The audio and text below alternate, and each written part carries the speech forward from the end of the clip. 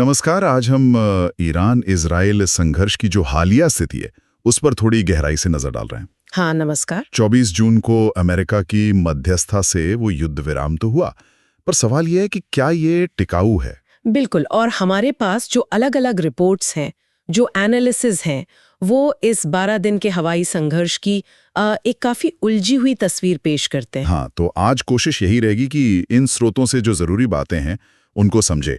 मतलब युद्ध विराम कितना नाजुक है, दोनों तरफ क्या असर पड़ा, हथियार कौन से इस्तेमाल हुए और आगे क्या हो सकता है। सही बात है। देखिए, युद्ध विराम लागू होना एक चीज है, पर जमीनी हकीकत वो ये है कि तनाव तो बिल्कुल बरकरार है। ईरान के जो सैन्य प्रमुख हैं, उन्होंने तो साफ कहा है कि उन्हें इजराइल की मंशा पर गंभीर शक है। अच्छा। और चेतावनी भी दी है कि भाई अगर कोई भी उल्लंघन हुआ तो प्रतिक्रिया बहुत सख्त होगी। मतलब विश्वास की कमी साफ दिखती है। हाँ, ये तो है। चलिए, सबसे पहले थोड़ा मानवीय पहलू देखते हैं। ईरान में जो नुकसान हुआ उसके आंकड़े तो काफी गंभीर हैं। हाँ, बिल्कुल। खासकर वो तेहरान की एवेंजेल पर इजरायली हमला। इसमें कम से कम 71 लोग के मारे जाने की खबर है। कैदी, स्टाफ, यहाँ तक के आसपास के लोग भी। हाँ, ये घटना दिखाती है कि हमले सिर्फ मिलिट्री ठिकानों तक ही सीमित नहीं थे। मतलब दायरा बहुत फैल गया था। तो ये सिर्फ एक घटना है। कुल नुकसान कितना बताया जा रहा है?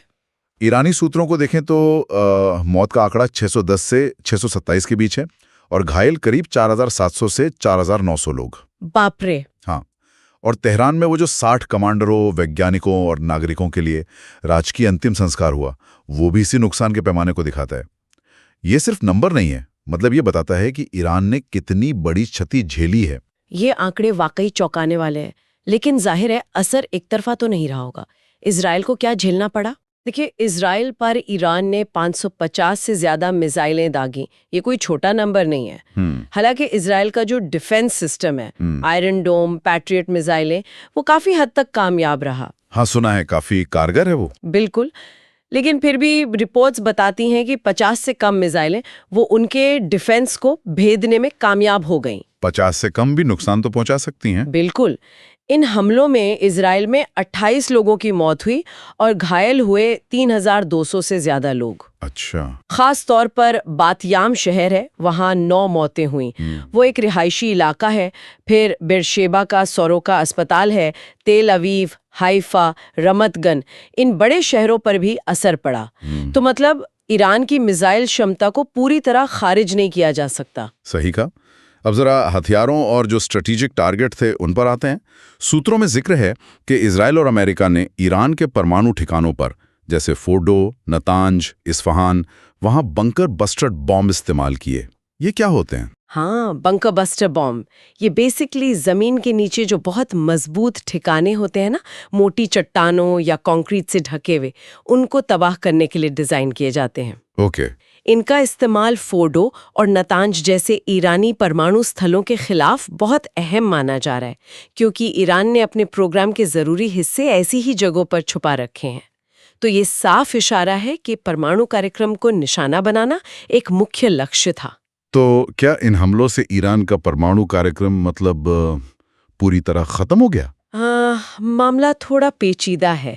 देखिए, जो IAEA है, अंतर्राष्ट्रीय परमाणु ऊर्जा एजेंसी, हाँ, UN की वॉचडॉग, बिल्कुल, उसके जो चीफ हैं ग्रॉसी, उन्होंने चेतावनी दी है। उन्होंने कहा है कि हमलों से ईरान के परमाणु कार्यक्रम को जबरदस्त झटका लगा है, इसमें कोई शक नहीं, पर खत्म नहीं हुआ है। अच्छा, मतलब ये कि जो सेंट्रीफ्यूज बनाने का तकनीकी ज्ञान है, जो एक्सपर्टीज है, वो ईरान के पास अभी भी है।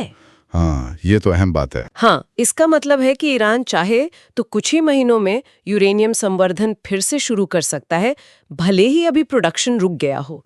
ये क्षमता उनके पास है। और ईरान ने अपनी तरफ से क्या इस्तेमाल किया? आपने मिसाइलों का जिक्र किया। हाँ, बैलिस्टिक मिसाइल इस्तेमाल की और साथ में करीब 1000 ड्रोन और आत्मघाती UAVs भी। जैसा हमने पहले बात की, ज्यादातर को तो इजरायली डिफेंस ने रोक दिया। हाँ, लेकिन ये संख्या दिखाती है कि ईरान बड़े पैमाने पर हमला करने की क्षमता रखता है।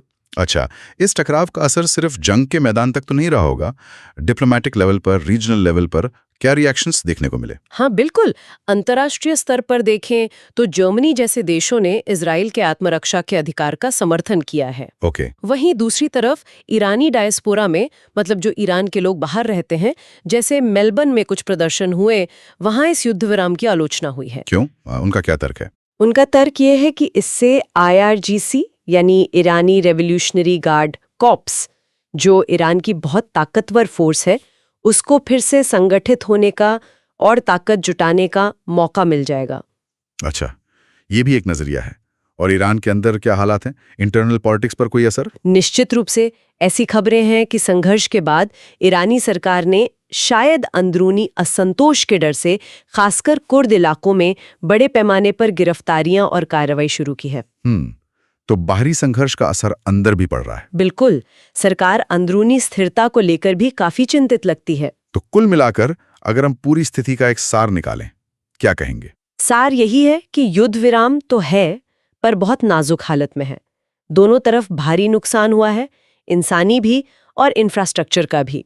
इजराइल ने ईरान के परमाणु कार्यक्रम को निशाना जरूर बनाया, उसे झटका भी दिया, लेकिन IAEA के मुताबिक वो खत्म नहीं हुआ है और भविष्य में फिर से एक्टिव हो सकता है। हाँ। क्षेत्रीय तनाव कम होने के बजाय शायद और बढ़ गया है। ये सब सुनकर एक सवाल जहन में आता है कि क्या एवन जेल जैसे नागरिक ठिकानों को निशाना बनाने का कोई लंबे समय का स्ट्रेटेजिक फायदा होता है, या ये सिर्फ मामले को और उलझा देता है? और सबसे बड़ा सवाल, क्या ये युद्ध विराम वाकई स्थायी शांति की तरफ कोई कदम है, या फिर बस एक ठहराव है जिसके बाद शायद संघर्ष का एक और दौर शुरू हो जाए? ये वो सवाल हैं जिन पर आगे भी नजर रखनी होगी।